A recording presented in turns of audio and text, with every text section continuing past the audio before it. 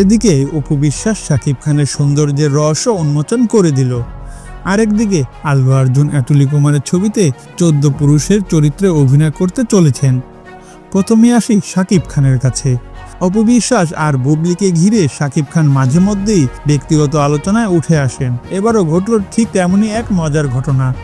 এক গেম শোতে অপু বিশ্বাস মজার ছলেই ফাঁস করে দেন শাকিব খানের বেডরুমে এত বেশি ফেস ক্রিম থাকে যে এমনকি কোনো নায়িকার ঘরেও এতটা দেখা যায় না।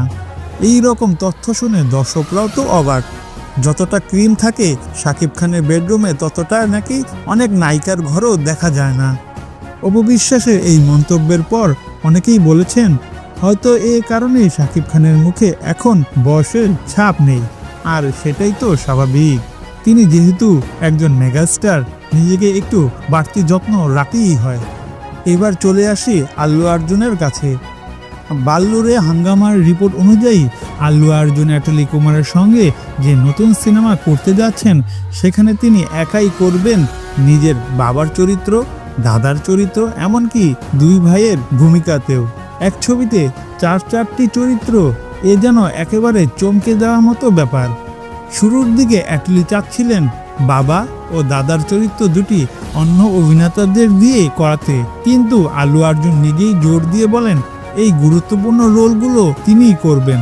অ্যাটলি একটু দ্বিধায় ছিলেন, তাই শোনা যাচ্ছে চরিত্রগুলোর জন্য লুক টেস্ট পর্যন্ত করিয়ে নিয়েছিলেন। আর সবগুলো লুক টেস্টই আল্লু অর্জুনকে এতটাই পারফেক্ট লেগেছে যে শেষমেশ অ্যাটলিও রাজি হয়ে যান। এখন দেখার বিষয় স্ক্রিনে বাবার, দাদার আর ভাইয়ের রোলে আল্লু অর্জুন কেমন জাদু দেখান। এখন তো দর্শকরাও মজা করে বলছে এই সিনেমা একাই আল্লু ভাইয়ের ফ্যামিলি রিইউনিয়ন, এবং এই সিনেমার সকল অভিনেতা এবং অভিনেত্রীদের পারিশ্রমিকের অর্থ একাই আল্লু অর্জুন নিয়ে নেবেন। হ্যাঁ ভাই, হিরোই না, মনে হচ্ছে লেজেন্ড, পুরাই ওয়ান ম্যান ফ্যামিলি।